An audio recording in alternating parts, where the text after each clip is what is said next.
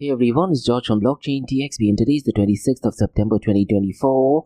Now the prices of Bitcoin on the global cryptocurrency market, guys, has marginally gone down, and there's some drama going on regarding Coinbase, guys, because they're offering custodial services for BlackRock Spot ETF, isn't it?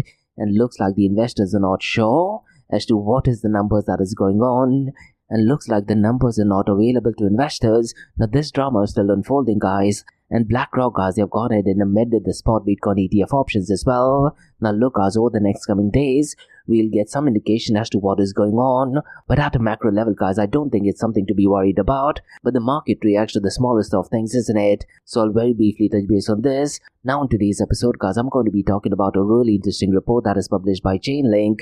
And this talks about tokenization assets. And what they're actually stating is that tokenized assets will be worth roughly around $10 trillion by year-end 2030. Now look, guys, me personally, I'm definitely not buying this report. But nonetheless, guys, what I'll do is I'll go ahead and explain what this report is. And the details of the report is in the show notes below. And then, guys, I'll go ahead and give my take as to why I'm definitely not liking this report. Because look, guys, so far as reports are concerned, historically, a lot of these companies put up reports. And the idea is pretty simple, guys. They want the investors to go out and buy the whole idea or concept, and they are the ones who eventually make money, isn't it?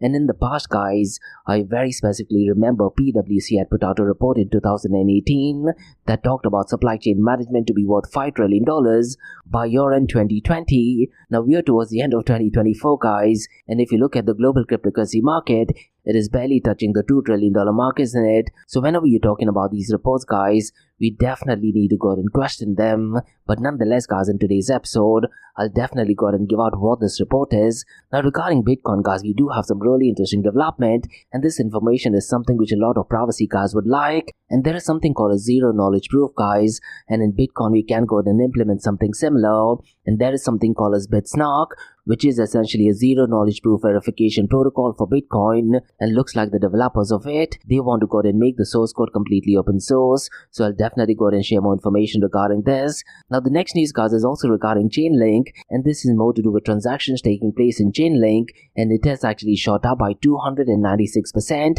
Now could it be possible because of the report there's a lot of transaction volume going on?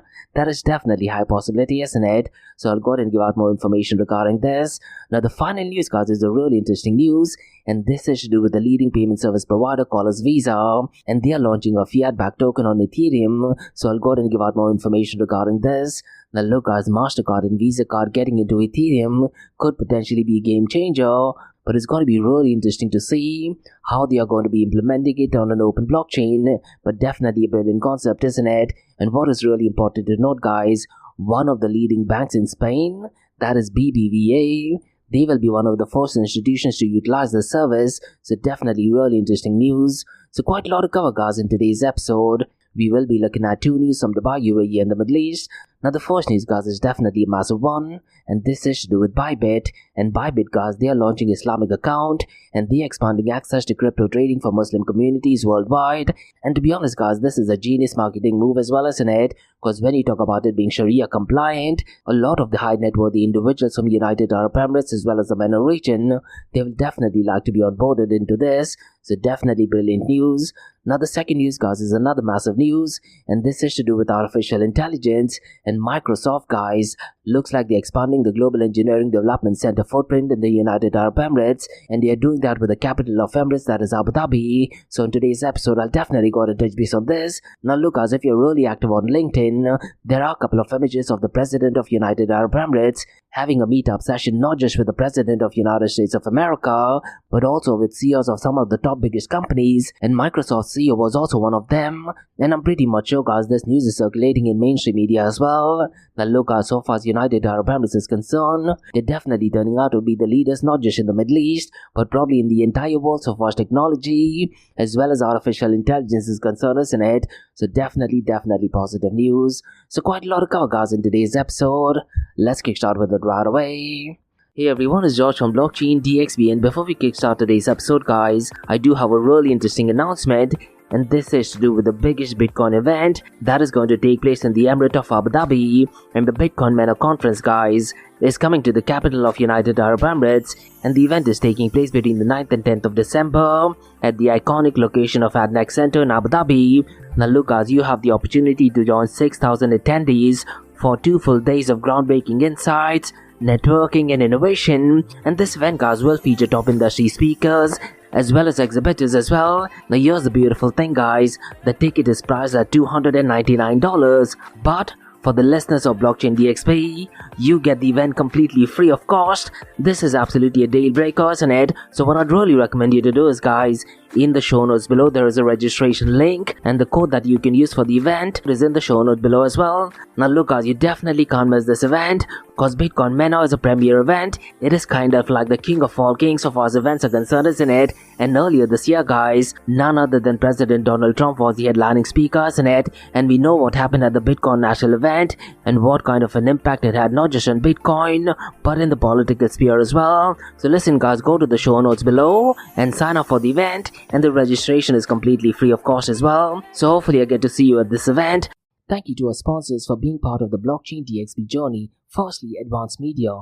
Advanced Media, guys, is the largest distributor of professional video, photo, broadcast and cinematic equipment and accessories in the Middle East and MENA region. With over 2 decades of experience, Advanced Media is now the largest distributor in the Middle East, representing more than 100 recognizable brands, including brands such as Zeiss, DJI, Hasselblad, Red and Rode. As a matter of fact, guys, the very mic that I'm recording is being sponsored by Advanced Media as well, and Advanced Media has showrooms in Saudi Arabia and services as well. Looks like they're definitely taking the Middle East by storm. And here's the beautiful thing, guys, they're taking corporate social responsibility very seriously, and they're focusing on 3 P's, that is people, planet and prosperity. Now listen, guys, if you do want to find out more information regarding the statement of corporate social responsibility, check out the website, that is www.amt.tv.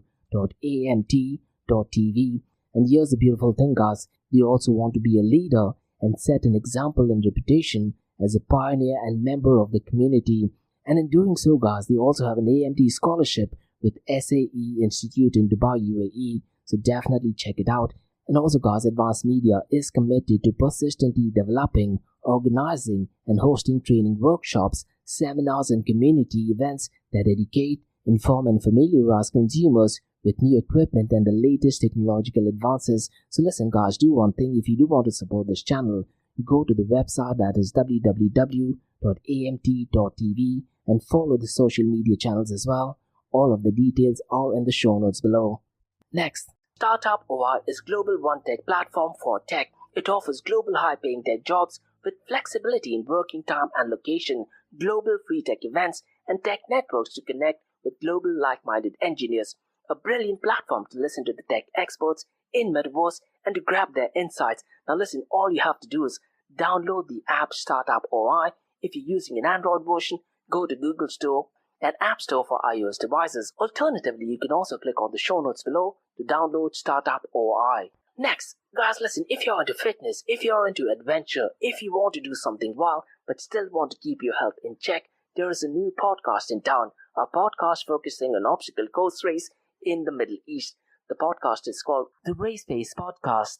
So check out the Race Pace Podcast across all leading platforms. And the Race Pace Podcast is a peer-to-peer community-driven podcast where they talk all about obstacle course race in the Middle East, from Sandstorm to Spartan Race, from Tough Mudder to Desert Warrior Challenge, and also the Government Gov Games, and quite a lot more. The podcast has interviews with athletes locally and internationally to get inside scoop on how athletes prepare for obstacle course race. In the podcast, they also talk about interesting stories on why they are motivated to do obstacle course race. And that's not all. They also plan to release 7 NFTs. And these NFTs are no ordinary. These NFTs will represent every emirate in the UAE. And listen, guys, these NFTs are going to be absolutely massive. So do one thing. Go to Spotify, go to iTunes, go to any leading podcasting platform and search for Rise in the Obstacle Course Race podcast. And finally, guys, not your keys, not your crypto. If you have dabbled with cryptocurrencies and now are seriously getting to protect your cryptocurrencies, there is no better way to protect it by using a hardware wallet. And this is where Ledger Wallet kicks in. And Ledger Wallets are hardware cryptocurrency wallets made by Ledger, a company headquartered in Paris, France, and Ledger's hardware wallets are multi-currency wallets that are used to store private keys for cryptocurrencies offline. And Ledger offers two hardware wallets, the Ledger Nano and Ledger Nano X wallets. They are world-class experts with extensive crypto security backgrounds. They continuously look for vulnerabilities in Ledger products in a constant effort to improve the level of security. Now, in today's world, securing these digital assets is a critical challenge, and this is where Ledger kicks in. So click the link below to buy your hardware wallet and support this podcast. It is a brilliant way to support this podcast. So what are you waiting for? The link is in the show notes below. Now guys, since you've taken care of that, let's kickstart by looking at the global cryptocurrency market. Now since the last 24 hours guys, the global cryptocurrency market has marginally gone down and it is down by 1.05%. And if you look at the global cryptocurrency market guys, it is at $2.23 trillion. Now if you look at the total cryptocurrency market volume, that has also gone down since the last 24 hours and it is at $67.71 billion. And since the last 24 hours, it is down by 6.79%. Now look guys, I'm really curious to check what happens this particular week so far as the price of Bitcoin and cryptocurrency is concerned, because at a macro level guys, there's a lot of chaos going on in the geopolitical world, isn't it? And could this be the time where Bitcoin and cryptocurrency turns out to be a safe haven? I really am trying to be optimistic, but the numbers are definitely not looking promising, to be honest. And one number guys which is definitely not looking good, or rather consistent no matter what happens in the cryptocurrency world, that is the volume of DeFi. And the volume of decentralized finance guys as of today, that is 26th of September, is only at $4.5 billion, and DeFi as of today is accounting for a slightly higher percentage of the total cryptocurrency market volume, and today it is at 6.64%, which just means that the volume of stable coins is accounting for a lesser percentage, isn't it? That is something I would definitely want to see guys in an idealistic world. I would really like to see the volume of decentralized finance to be accounting for, let's say, 60 or 80%, because that would actually mean that people are using decentralized exchanges rather than using stable coins or centralized exchanges, isn't it? I really am hoping that thing to happen, guys. But knowing how stable coins are playing a critical role, I wouldn't be surprised if that thing never happens as well. Now, so far as the volume of DeFi is concerned, guys, the total very locked is at $86.77 billion, and Lido is still dominating with $25.33 billion. And one metric which I often keep an eye on, that is decentralized to centralized exchange dominance, and unfortunately guys, it is below the 20% mark. It is only at 19.70%. Now in the episode that are released on Monday and Tuesday guys, the decentralized to centralized exchange dominance was at single percent, and that was because the Uniswap's volume was not taken into account, isn't it? But looks like DeFiLlama.com, where I take all this information, they have gone ahead and rectified it. But despite that thing guys, decentralized to centralized exchange dominance is below the 20% mark. Now look guys, I'd really like to see the decentralized to centralized exchange dominance to be around the 40% mark, because then we can confidently state that people are using decentralized exchanges, isn't it? Because you also need to remember guys, out of this 19.70%, there is a very high possibility that 10 or 15% are being used by centralized exchanges themselves as well, because they want to go and swap a lot of cryptocurrency and tokens as well. So keeping that thing in mind guys, 19.70% is definitely not a good number. Now let me do one thing guys, let me quickly run to the volume of decentralized exchanges, and I'm looking at the top 5 as usual, and the number 1 is Uniswap, and its volume is slightly over the $1 billion mark. It is at $1.18 billion. PancakeSwap guys is at number 2nd. Its volume is $763.05 million. Aerodrome for some odd reason is at number 3rd today. It is at $466.33 million. Radium guys is at number 4th, and its volume is $420.81 million. Orca is at number 5th, and its volume is $363.77 million. Now if you look at the volume of stable coins guys, the numbers are definitely not that great. That thing being said guys, it isn't that bad as well, because it is at $61.52 billion. And as I mentioned earlier guys, stable coins today is accounting for a lesser percentage than its regular days. It is accounting for 90.85% of the total crypto market 24-hour volume. And out of the $61.52 billion guys, Tether USDT is accounting for $52.18 billion, followed by Circle USDC at $5.14 billion in FDUSD guys. It is accounting for $3.65 billion. Now if you look at the market cap guys, unfortunately looks like Ethereum has been taking quite a lot of hit, and today it is down to $310 billion, whereas Bitcoin's market cap is at $1.25 trillion. Now if you look at the 24-hour trading volume guys, not much of activity is going on so far as Bitcoin and Ethereum is concerned, Because Bitcoin's 24-hour trading volume is $25.66 billion and Ethereum's 24-hour trading volume is $14.33 billion.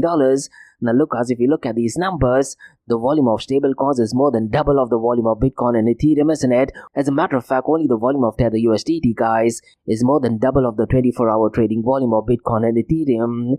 Absolutely crazy world, isn't it? And in the month of October, guys, on the 25th of October, I do have a standalone episode on stablecoins where I go and explain everything regarding stablecoins. So do one thing, guys, go to eventbrite.com and search for Blockchain DXB's events, and I have quite a lot of events coming up in the month of October. Now, if you look at the dominance of Bitcoin, guys, it is remaining steady at 56.26%, whereas Ethereum's dominance has actually gone down, and today it is at 13.90%. Now, look, since the last 2 weeks, I'm looking at the matrix for decentralized apps that are working on different blockchain protocols, and what I want to do in today's episode, guys, I want to go and look at the top 5 decentralized apps that are currently working on Cardano blockchain. And in the month of October, guys, Cardano does have a summit in Dubai as well, and if you're someone who's attending that, I would definitely like to meet you at the event as well. Now look, as I'm looking at these numbers via dappradar.com, and as I've been saying since the last 2 weeks, guys, what you can do is if you go to dappradar.com, you can sort it based on 3 different things. You can sort it based on the dollar value since the last 24 hours, that is the fiat value of incoming token transfers from unique active wallets to decentralized app smart contract over a period of time, or you could sort it based on the number of unique active wallets interacting or performing transactions with decentralized app smart contract over a period of time. This metric, guys, according to me, would actually give you an idea as to how many people are actually using a decentralized app smart contract, and I'd really like to see this number in a higher percentage. And the third metric, guys, what you can do is you can also look at the balance on each decentralized app, and the information via dappradar.com, guys, it talks about the total value of assets in decentralized app smart contract. Now look, guys, I hate saying this, the numbers are definitely not looking good for decentralized apps. Now mind you, guys, when you talk about decentralized apps, you're literally talking about apps such as Instagram or Facebook Messenger or Twitter to be working on blockchain protocols, isn't it? And keeping that thing in mind, guys, the numbers are absolutely dreadful. So if you actually go and look at some of these numbers, guys, the numbers are ridiculously scary. As a matter of fact, guys, if you look at Cardano's decentralized apps, the numbers are absolutely dreadful. Now, the number one decentralized app, guys, is called MintSwap, and in terms of dollar amount, check this out, guys. The amount is only $123,000. Now, mind you, guys, I'm looking at the fiat value of incoming token transfers from unique active wallets to decentralized app smart contract over a period of time. And according to me, guys, this just means that only $123,000 worth of transactions has taken place regarding this particular app. And if you look at the unique active wallet interactions, guys, it is showing as 340. But here's the interesting thing to note, guys. If you look at the total value of assets in the decentralized app smart contract from InSwap, it is at $12.25 million. So it looks like $12.25 million is locked in this protocol, isn't it? Let me know, guys, if I'm reading this right or if I'm making some kind of an error. Now, the second one, guys, is Sunday Swap. And in terms of dollar amount, guys, it is at $90,600. In terms of wallet interactions, it is just 83. And in terms of balance, guys, it is showing as 68,710. The third one, guys, is Wing Riders. In terms of dollar amount, it is 55,120. In terms of wallet interactions, it is 204. And in terms of balance, guys, it is showing 421,670. Now, the fifth one, guys, is kind of like a famous one, and that is Zeta Finance. But in terms of dollar value, guys, it is only 17,120, which just means, guys, since the last 24 hours, only $17,120 worth of transactions has taken place. And if you look at the wallet interactions, guys, it is showing as only 7. Now, does this mean that there are only 7 people using the smart contract? There is a very high possibility that the numbers are even less, because it could be possible, guys, that there are smart contracts, and in the smart contracts, there might be more people using it or less people using it as well. Absolutely dreadful numbers, to be honest. And if you look at the balance, guys, it is only at $47,090. Now look, guys, I'd really like to see this number almost 10 times or maybe 100 times of what it is, because when you talk about decentralized apps, guys, you're literally talking about apps, let's say, like Instagram or Twitter or Facebook Messenger or Tinder working on blockchain protocols. So if you compare the interactions that are taking place on a centralized app, guys, and then compared with decentralized apps, the numbers are absolutely dreadful, isn't it? Now, the reason why I feel it is dreadful, guys, is We hype so much about the power of blockchain technology, but the fact is, unfortunately, people are just not using it, and this boils down to two basic things, guys. The first one is user experience, and the second one, you can make an argument, is the customer services in it. Both of these things will be lacking in the so-called blockchain and Web3 space, in my opinion. Now, guys, let's go and look at the king of all kings, that is Bitcoin. Now, the price of Bitcoin, guys, has marginally gone down since the last 24 hours by 1.16%, and it is at $63,479. But since the last 7 days, guys, it is at 5.33%. Now, there is news developing, guys, that BlackRock has updated its Bitcoin ETF filing, and this is in response to concerns about Coinbase's custodial methods, and investors, guys, are definitely not happy about it. And based on what I'm reading, guys, investors are actually worried about the transparency, particularly whether Coinbase handles Bitcoin transactions on chain. Now, BlackRock has requested that Bitcoin withdrawals from Coinbase be completed within 12 hours. So hopefully after that, guys, we might see some transparency, and maybe the price of Bitcoin and cryptocurrencies will be bumping up. Now, keeping this thing in mind, guys, Coinbase CEO, that is Brian Armstrong, did actually assure investors that all ETF related transactions are settled on chain, and this is done within just one business day. But because of this unnecessary drama, guys, looks like the market has reacted, isn't it? So I'm pretty much sure the next coming days the investor sentiment will be positive and the prices hopefully will be pumping up. But so far as the price of Ethereum is concerned, guys, since the last 24 hours it is down by 2.70%, and it is at $2,579. And since the last 7 days, guys, it is up by 10.81%. And Binance BNB Coin, guys, has gone down as well. It is at $588. Yesterday, guys, I believe it was around the $600 mark, isn't it?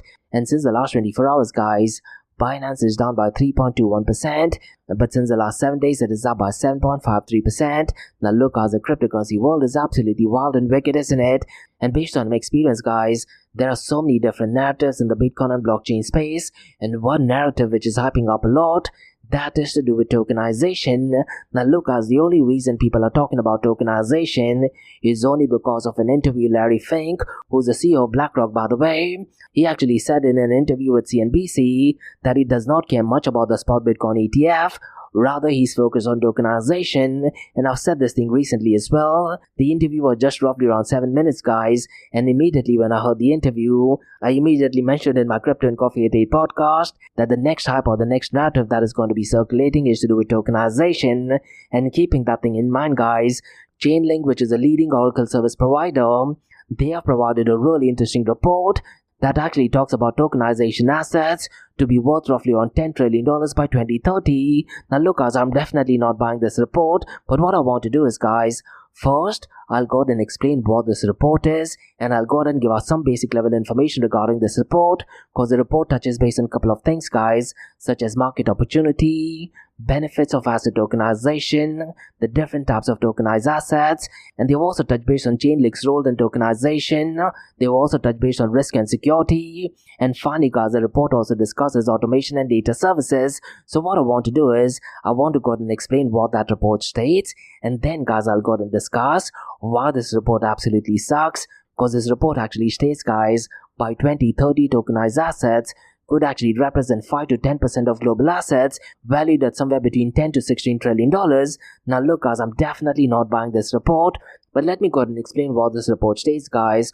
And the report is called as Tokenized by Chainlink, and it explores how interoperability and real-world data can unlock the true value of tokenized assets, and it provides a comprehensive guide for asset managers, as well as financial institutions on the evolving landscape of blockchain and tokenized assets. Now, when you talk about market opportunity, guys, what that report states is that tokenization is a disruptive force, and tokenization refers to the process of creating blockchain-based digital representation of trading assets like real estate, stocks, bonds, or even commodities, and this offers a fundamental shift in how assets are managed, traded, and transacted globally. And according to the report, guys, by year in 2030, somewhere between 5 to 10% of all assets could be tokenized, which is equivalent to roughly around $10 to $16 trillion. Now, these assets, guys, will benefit from blockchain's transparency, security, and programmability. Now, look, guys, it's really important to understand that there are major institutions like HSBC, North Trust, as well as DTCC, and they're already integrating tokenization into the workflows. And as I mentioned earlier, guys, Larry Fink, who's the CEO of BlackRock, he has openly stated that the approval of Bitcoin ETF is only the beginning, and the next step will be the tokenization of every financial asset.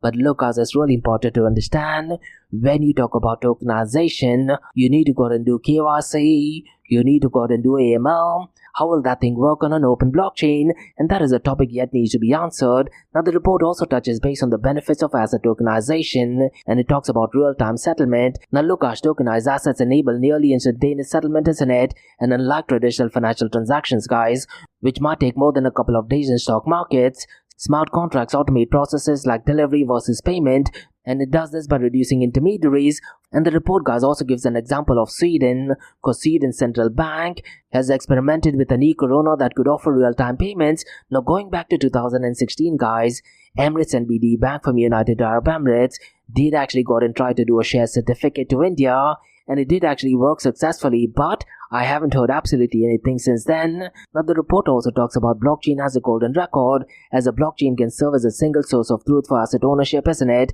And this eliminates the need for reconciliation between different parties. Now, traditional systems, guys, often involve multiple layers of record keeping, and that involves brokers, custodians, and central depositories as well, each of which must reconcile records.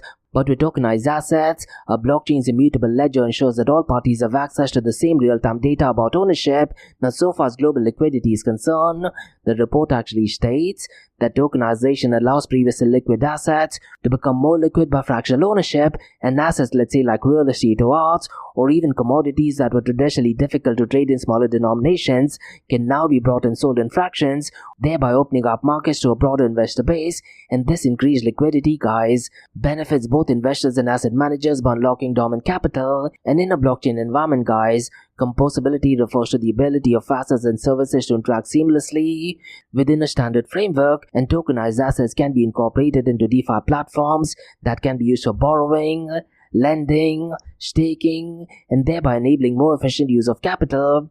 Now, let's talk about the third thing, guys. That is the type of tokenized assets, and they talk about stable coins, and what that report states that these are digital tokens pegged to the value of fiat currencies, providing the benefits of immediate settlement, transparency, and programmability as well. And in my episode yesterday, guys, I talked about Circle USDC. They have launched something called as programmable wallet, isn't it? Now look, our Circle USDC has definitely been making quite a lot of partnership, and along with that, guys, PayPal's PYUSD, which is actually issued by Paxos, has been making quite a lot of news as well. And we also have Tether USDT, who are an absolute giant, not just in the stablecoin world, definitely in the cryptocurrency world, but also in the finance world, to be honest. And stablecoins, guys, are crucial to the growth of tokenized assets because they act as a stable medium of exchange in DeFi and tokenized asset market. Now, the report also talks about funds and debts, guys, and as per the report, tokenized funds are another key use case where asset managers can launch, manage, and access funds entirely on-chain. And tokenized debts, guys, such as bonds, can benefit from programmability of smart contracts, which can automate issuance, interest payments, and maturity. And they've given an example of Siemens, guys, that did actually issue a fully digital bond in 2023, and that actually demonstrated how tokenized debts can reduce cost and increase efficiency. Now, regarding commodities, guys, tokenization of commodities like gold, oil, and agricultural products allow for fractional ownership, and the trading is done 24/7 as well, bypassing the limitation of physical handling and storage. And the report touches base on Paxos' tokenized gold, and the ticket symbol for that is PXG, which is redeemable for physical gold, and it is a classic example of how commodities are becoming tokenized and traded on blockchain platform. Now look, guys, based on the report, they haven't mentioned a single thing regarding Tether USDT, and Tether, guys, they also have Tether Gold as well. So I'm really curious to check if there is some drama going on between Chainlink and Tether USDT. Now, regarding real estate, guys, the report actually states that tokenized real estate represents ownership or shares of physical properties in digital form, and platforms like Realty allow investors to own fraction of real estate, making it easier for people to participate in the market, and they can do that without complexities of traditional real estate transactions. And this, guys, also reduces barrier to entry and increases liquidity in real estate market. And what about carbon credits, guys? The report touches base on that as well, and it talks about the tokenization of carbon credits. And the tokenization of carbon credits addresses inefficiencies in the climate finance market, such as illiquidity and fragmentation, and by consolidating these assets into standardized tokens, global trading and liquidity can improve, contributing to environmental goals. And the report talks about Bank of International Settlements Innovation Hub and Hong Kong Monetary Authority already exploring the use of smart contracts to attract carbon credits to green bonds. Now look guys, the only reason they have gone and published this report because they want to go and sell something that is connected to Chainlink, isn't it?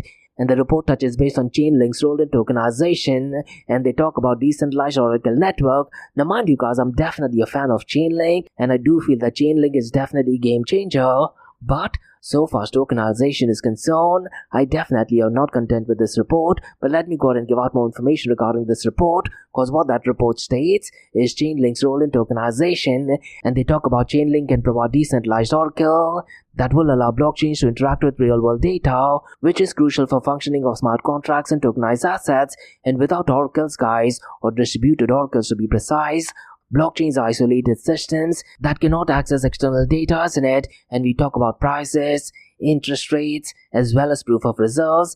And Chainlink's DAWN aggregates data from multiple high-quality sources, ensures data integrity and security, and they touch base on proof of reserve as well. And one of the key challenges in tokenized assets, guys, is ensuring that the on-chain representation of an asset is backed by real-world reserves, and Chainlink's proof of reserve services enables autonomous verification of off-chain reserves, ensuring that tokenized assets like stablecoins or tokenized funds are properly collateralized, and this, guys, reduces the risk of over-minting and fraud, thereby improving user confidence in the system. And just a few minutes ago, guys, I talked about some drama between Coinbase and BlackRock, isn't it? Now imagine this thing being done on a decentralized Oracle. We don't even have to worry or think twice about it, isn't it? Now the report also touches based on Chainlink's cross-chain interoperability, guys, and Chainlink CCIP, that is cross-chain interoperability protocol, allows assets to move between different blockchain ecosystem. And this is something, guys, which I actively covered in my Crypto and Coffee at 8 podcast when the news was out. And this is crucial, guys, because the blockchain space is becoming increasingly multi-chain, and assets must be able to interact across different chains to unlock liquidity and utility. And Chainlink CCIP, that is cross-chain interoperability protocol, provides a secure and standardized way to transfer tokens across blockchains, preventing fragmentation of liquidity. And it also talks about Chainlink's role in automation, and Chainlink, guys, also enables automated execution of smart contracts. And this is based on predefined triggers such as changes in market conditions or even time-based events. And this automation, guys, reduces operational cost and improves the efficiency of tokenized asset workflow such as portfolio rebalancing and dividend distribution. Now I also want to go ahead and briefly touch base on two other things that the report talks about. That is risk and security and automation and data services. And then, guys, I'll go ahead and discuss why this report kind of sucks, to be honest. Now regarding risk and security, guys, one of the biggest risks in tokenization is the vulnerability of cross-chain interaction, isn't it? As over $2.8 billion has already been lost in cross-chain bridge hacks. And according to the report, Chainlink addresses this by using multiple decentralized networks to secure single cross-chain transactions. Additionally, causes risk management networks as an extra layer of protection by monitoring transactions for malicious behavior. Now regarding proof of reserves, guys, another key risk is the potential for infinite minting of tokens without sufficient backing, and Chainlink's proof of reserve not only ensures that reserves backing tokenized assets are transparent and verifiable, but it can also trigger automated circuit breakers to prevent over-minting, thereby protecting the stability of tokenized markets. Now regarding automation and data services, guys, it touches based on smart contract automation as well as data services, and Chainlink's automation services, guys, allows asset managers and financial institutions to automate repetitive tasks such as triggering buy-sell orders or distributing dividends as well. Now this is important, guys, because it reduces overall complexity and ensures that smart contracts execute efficiently and securely as well. And regarding data services, guys, what this report states, that tokenized assets require access to real-world data for pricing, risk management, as well as compliance, and Chainlink provides decentralized data feeds, ensuring that tokenized assets can interact with real-world data with information like exchange rates, interest rates, or even ESG, that is environmental, social, and governance data. And this enables tokenized assets to be integrated into traditional financial markets and regulatory frameworks. So look, guys, essentially what that report states is that tokenized is poised to transform financial markets and beyond, and Chainlinks provide critical infrastructure that enables a safe and efficient creation, management, and interoperability of tokenized assets across different blockchains. And by mitigating risk and improving data accuracy, Chainlink allows asset managers to confidently engage with this new financial ecosystem, thereby unlocking new opportunities for capital efficiency and innovation. Now look guys, the only reason why people are talking about tokenization is because of an interview Larry Fink did with CNBC. Now look, all this thing what Chainlink's report is actually stating, this is exactly what Ethereum was supposed to do almost a decade ago, isn't it? Now granted, there were a couple of challenges such as high gas fees as well as scalability issue as well, but over time that thing would be solved. So when you talk about tokenization guys, this should not be a massive hype. And as I mentioned earlier guys, in 2016, this was immediately after the Bitcoin halving, Emirates and BB Bank, they already went ahead and did something similar. They actually issued a share certificate that was actually updated on Ethereum blockchain. And if I'm not mistaken guys, they did it in partnership with a bank in India called as ICICI Bank. Now look guys, unfortunately we have definitely not heard from that. Now one of the biggest problems with this report guys is there are numerous such reports, and we need to understand why they are publishing this report, and the intention is pretty simple guys. They want to go and sell some of the services or sell some of the tokens, isn't it? And I very specifically remember guys, a similar report regarding supply chain being on blockchain technology was actually published by PwC, and what they actually stated is that supply chain management alone will be worth $5 trillion on blockchain technology. They were not talking about supply chain management as a whole, but they were talking about tokens that are connected to supply chain management to be worth roughly around $5 trillion by year in 2020.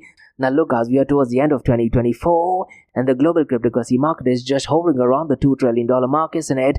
Now could it be possible with BlackRock getting into the game that all these things are possible? That is definitely a very high possibility as well. But nonetheless guys, I definitely am not liking this report, and I very briefly want to touch base on 7 areas as to why this report sucks. And the first one, I want to talk about lack of proven market demand. The second one is regulatory and compliance hurdles. The third one is technological and security risks. The fourth one is overestimation of market readiness. The fifth one, guys, is unlikely to achieve full interoperability. The sixth one is overestimation of tokenization use cases. And finally, guys, the seventh one is previous overestimation in blockchain space. Now, regarding the first one, guys, that is lack of proven market demand, let's talk about unrealized adoption. Now, look, guys, while tokenization has seen some adoption in niche markets, widespread adoption acceptance has been slower than anticipated, and large-scale tokenization across traditional assets such as real estate, bonds, or commodities has not materialized at the rate projected. And this is due to regulatory concerns, lack of clarity, legal frameworks, and technical limitations. And as I mentioned earlier, guys, one of the biggest challenges with Ethereum was the transaction per second, isn't it? And for tokenized assets to capture 5 to 10% of the global assets, as it is mentioned in the report, in just a matter of another 6 years, we would need to see significantly faster adoption than it is currently being observed. And look, guys, right now, there is institutional reluctance as well, and many institutional investors, while they're intrigued by blockchain technology, they definitely remain hesitant to fully embrace tokenized assets. They still remain hesitant to fully embrace tokenized assets due to the volatility, potential security risks such as hacks, smart contracts, and failures. And we know of China, guys, they're definitely not fans of cryptocurrencies, isn't it? And right now, guys, as we speak, there's lack of interoperability standards across different blockchain networks. Now granted, guys, what Chainlink has done, that is CCIP, that could be a game changer, but we are yet to see how many people are actually using it, isn't it? And this reluctance, guys, according to me, can actually slow down adoption and limit the scope of tokenized asset growth. Now regarding regulatory and compliance hurdle, guys, I have a very simple question regarding tokenization, and if you know the answer to this, mention them in the comments below. Look, guys, when you talk about tokenizing, let's say real estate or gold or commodities, you need to go and do your KYC, you need to go and do your AML and quite a lot of other things, isn't it? How will that thing work in an open blockchain, such as, let's say, Ethereum or Solana blockchain? But let's say, guys, if you're able to solve it, what happens if it goes in the secondary market? And in the secondary market, can I go and sell it to an individual who's, let's say, from a sanctioned countries? That is an area yet need to be solved. And look, guys, I've spoken to so many people in the cryptocurrency and blockchain space, and when I ask them this question, they openly tell me that they don't know the answer to that, and that thing yet needs to be resolved. And regulatory uncertainty, guys, remains a significant barrier, and I really am not sure how it's going to be solved unless it is done on a permission blockchain. And look, guys, there is nothing called as permission blockchain. Another word for permission blockchain is a software. So rather than doing it on an open blockchain, you may as well do it on a software. Now regarding regulations, guys, different jurisdictions have varying approaches to digital assets and blockchain technology. with some countries like China in particular are imposing outright bans or restrictive policies on cryptocurrencies as well as tokenized assets, isn't it? And without a unified regulatory framework, the tokenization of traditional financial assets on a global scale faces considerable legal roadblocks, making it extremely difficult to achieve widespread adoption by 2030. And we are talking about it just being another 5 years, to be honest. Now, could it be possible that tokenization will be around the $10 trillion mark in the near future? Most likely, yes, but I definitely don't see it happening in the next 5 years, guys. And look, guys, financial institutions need to comply with KYC, anti-money laundering, and other legal requirements as well, which can be difficult to implement on decentralized network, and ensuring that tokenized assets comply with these regulations across multiple jurisdictions adds a lot of complexity and cost, potentially dampening enthusiasm for widespread adoption. Now, I'm pretty much sure, guys, if Larry Fink just puts out a statement that tokenization was just hype, all of the hype regarding tokenization will actually die down in just a matter of few minutes, probably in just a matter of few hours or days. Now let me go ahead and touch base on technology and security risk. The low-cash tokenized assets are often managed using smart contracts, isn't it? And smart contracts, guys, as of now, are still prone to exploits and vulnerabilities. And if you're talking about it in an open blockchain, you cannot have customer service, you cannot have insurance as well, but you can make way for some kind of distributed or decentralized insurance. Now, cross-chain bridges, guys, where assets are transferred between different blockchain ecosystems, have been a frequent targets of hack, leading to billions of dollars in losses. And since the last 3 months, guys, in my Crypto and Coffee Date podcast, I'm talking about so many hacks and attacks, isn't it? And these security risks, guys, undermine confidence in tokenization of a reliable financial tool, especially among conservative institutional investors. And what about scalability issues, guys? Look, while blockchain technology has advanced, scalability still remains a challenge, and the ability of blockchains to process large volume of transactions quickly and efficiently is still an unresolved issue. Now, granted, guys, there are second-layer solutions, but you also need to remember the whole blockchain trilemma problem, isn't it? Now, based on the report, guys, they are talking about $10 trillion worth of transactions, isn't it? But the question is, can the infrastructure handle trillions of dollars in tokenized assets? And if it does, it would definitely require significant technology breakthrough in scalability and interoperability as well. And I definitely don't see that happening by year in 2030. Now look, guys, whenever there's reports, there's always overestimation, isn't it? And the report makes an assumption that the markets in blockchain infrastructure will mature sufficiently to handle such a large influx of tokenized assets, but the current state of infrastructure, guys, is still far from ready. But look, guys, Chainlink CCIP could potentially be a game changer, but can it handle $10 trillion worth of transactions? I definitely don't think so. And interoperability, different blockchains, secure cross-chain transactions, and reliable Oracle services are still evolving, and these gaps must be closed before tokenized assets can scale to level predicted. Now, the ecosystem now, guys, is still underdeveloped, and the ecosystem for tokenized assets, including secondary markets for trading and liquidity, is still relatively immature. And unlike traditional financial markets, guys, where the infrastructure has been known for over decades, the tokenized asset ecosystem is still figuring some of the basic concepts like regulations, price discovery, and liquidity. And without a robust and mature market infrastructure, guys, it is unlikely that tokenized assets can capture such a significant portion of global assets in just 6 years. Now, what about interoperability, guys? Now, Chainlink makes an assumption that we might be able to achieve full interoperability. Now, the idea that blockchains will seamlessly communicate with each other is still speculative at this point of time. And interoperability, which is extremely crucial for the success of tokenized assets, has not yet been fully achieved, and different blockchain ecosystem, guys, still use different standards, making cross-chain transactions complex and risky. And to be honest, guys, without secure and universal interoperability solution, the value of tokenized assets remain limited to specific ecosystem, curbing the ability to capture 5 to 10% of the global assets in just a matter of 5 years. And another thing, guys, what this report does not talk about is central bank digital currency. Once central bank digital currency goes mainstream, there's a very high possibility a lot of traditional financial markets will actually go ahead and use CBDCs, isn't it? Why would they want to go ahead and get involved in the so-called blockchain space, guys? Now look, guys, there are also tokenization liquidity concerns that I think about, and achieving global liquidity across tokenized assets would actually require seamless integration between multiple blockchain ecosystem and traditional financial institutions as well. Given that blockchain technology has yet to overcome liquidity challenges in DeFi and cross-chain environments, the expectation that tokenized assets would unlock global liquidity by 2030, guys, definitely seems overly optimistic in my opinion. And look guys, I do feel that the report does overestimate the tokenization use case, and I do feel guys that tokenization may not prove as universally useful or efficient as the report suggests, and many assets such as real estate are illiquid for reasons unrelated to technology such as legal as well as logistical complexities, and simply tokenizing these assets don't necessarily solve these underlying issues. Additionally guys, investors may not find the benefits of tokenization, things like fractional ownership, 24/7 markets. These are just selling points. To be honest, it is not compelling enough to drive the adoption of these technologies at scale. Remember guys, there was so much hype regarding NFTs, isn't it?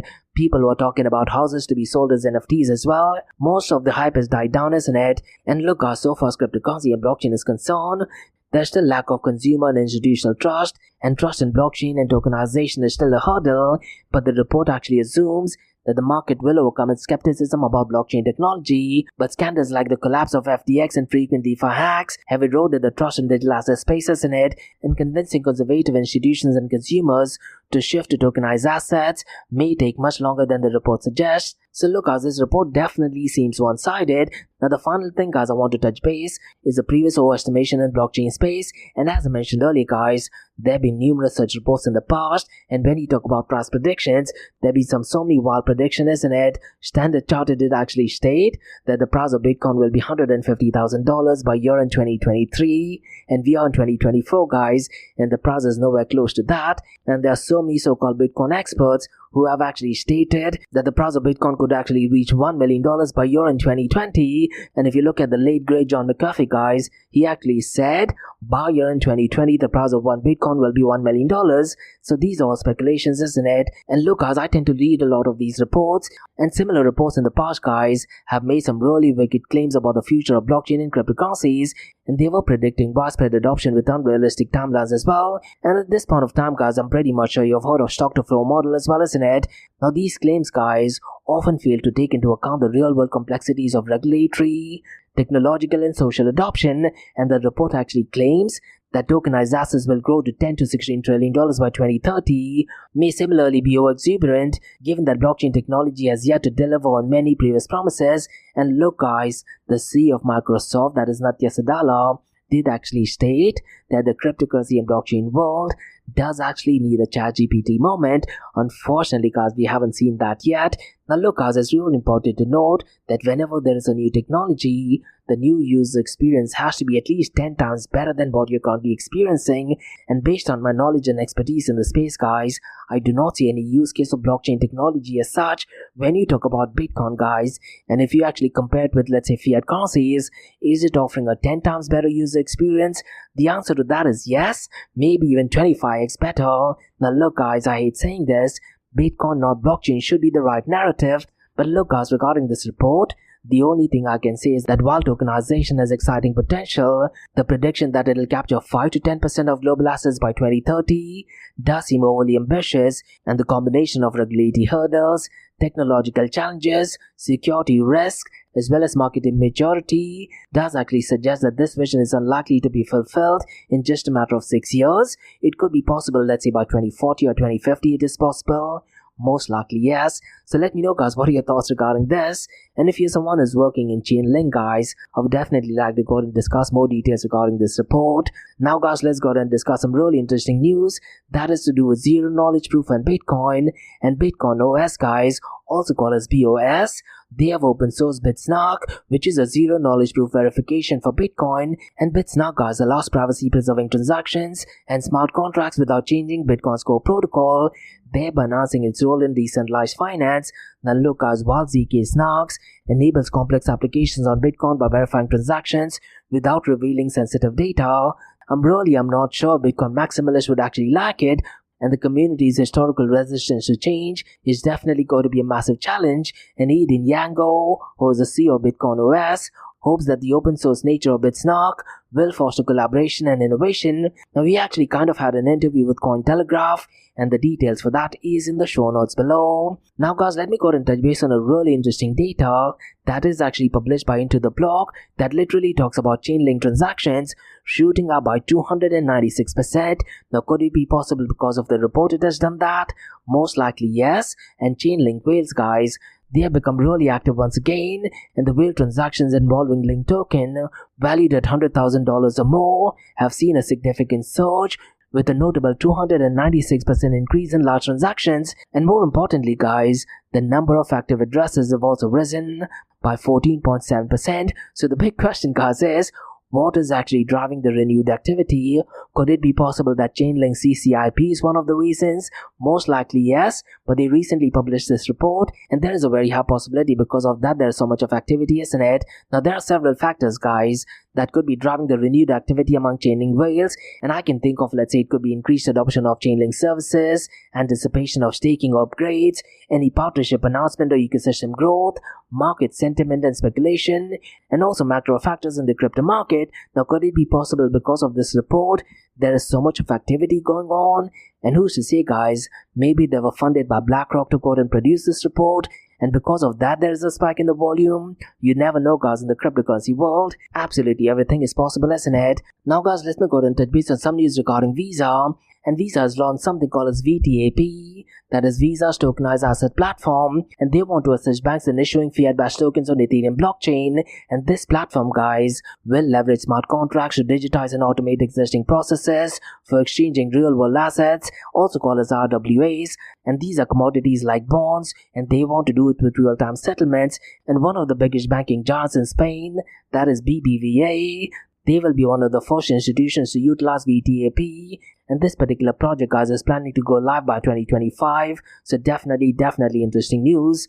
So these were some macro level news guys on the cryptocurrency, blockchain and tokenization, both from blockchain DXB. Now guys, let's go ahead and look at two news from Dubai, UAE and the Middle East, and both the news guys definitely seem to be promising ones. And the first one guys is regarding Bybit, and they have launched Islamic account, and they want to expand access to crypto trading for Muslim communities worldwide. So definitely a massive news, because Bybit guys is the second largest cryptocurrency exchange by trading volume, and they have launched an Islamic account, and this makes Bybit the first global cryptocurrency exchange to offer a Sharia compliant account for Muslim traders. And the Islamic account guys aims to provide accessible and compliant crypto trading for Muslim communities worldwide. And Bybit's new service guys is designed in consultation with Zico Sharia advisory services as well as Crypto Halal, and they want to ensure compliance with Islamic laws. And the Islamic account guys offers a range of Sharia compliant trading products for Muslim traders, and initial offerings include spot trading with 75 Sharia compliant tokens and dollar cost averaging trading bots and spot grid bots as well. And the account has double Sharia certificates from Crypto Halal and Zico Holdings, and the certification guys ensures that Bybit's products strictly adhere to Islamic finance principles, and the Islamic finance sector is worth $2.3 trillion, and they are serving nearly 1.9 billion Muslims globally. And Bybit's platform guys targets a growing Islamic economy, particularly in the Middle East, Africa and South Asian countries as well. And this initiative offers global accessibility, except in countries where crypto trading faces legal restrictions. And Bybit looks like they're tapping into a vast market of Muslim traders who are seeking compliant digital asset trading solution, isn't it? So I do feel guys, this move by a centralized exchange definitely could be a game changer. Definitely positive news. Now guys, let's go ahead and discuss second news, and this is regarding Microsoft's footprint in Abu Dhabi. And Microsoft guys is expanding its global engineering development center to Abu Dhabi in the United Arab Emirates, and the Abu Dhabi center is one of Microsoft's first engineering center in Arab world. And the center guys will join Microsoft's global portfolio of development centers across strategic locations worldwide, and it will focus on creating innovations in artificial intelligence, cloud technologies and cybersecurity solutions. And the engineering teams at the center will develop solutions that contribute to Microsoft's global offering. And the center guys is part of Microsoft's broader investment in United Arab Emirates technological ecosystem. And Microsoft has a strategic partnership with G42, which is a UAE-based technology company, and this partnership, guys, has helped establish a thriving technological ecosystem in the UAE, and this center, guys, will attract global technology talent to develop solutions for critical global industries. And Abu Dhabi, as we know, is positioned as a global hub for AI and technological innovation, and the UAE's infrastructure and strategic location makes it a key player in driving technological advancement. And the center will support Microsoft's commitment to ensuring AI benefits everyone and drives local opportunities as well. And it will contribute to economic growth and job creation both in the United Arab Emirates and globally as well. And Peng Zhao, guys, who's the CEO of G42, has emphasized the UAE's growing role in technological innovation, and the center will enhance G42 and Microsoft's collaborative efforts in AI and cloud infrastructure, and the center will collaborate with local universities and training centers to upskill the regional workforce, and Microsoft's efforts align with UAE's goal of transitioning into a knowledge-based economy. So look, so far as artificial intelligence is concerned, a lot of tech giants such as Microsoft, they are making game-changing partnership in the Middle East, isn't it? So look, guys, I've said this over and over again. So far as artificial intelligence is concerned, I wouldn't be surprised if Middle Easterns are to be the leader in the entire world. Definitely brilliant and beautiful stuff. So these were the news, guys, from the cryptocurrency, blockchain, and artificial intelligence world from Blockchain DXB. In case if you like listening to this podcast, please click on the follow button, give it a 5-star rating, and share the word across. Now for the next few minutes is going to be an Ask Me Anything series, where you listeners can ask any questions regarding Bitcoin, blockchain, beyond blockchain, cryptocurrencies, NFTs, DeFi, and Metaverse. So let's kick start with the Ask Me Anything series.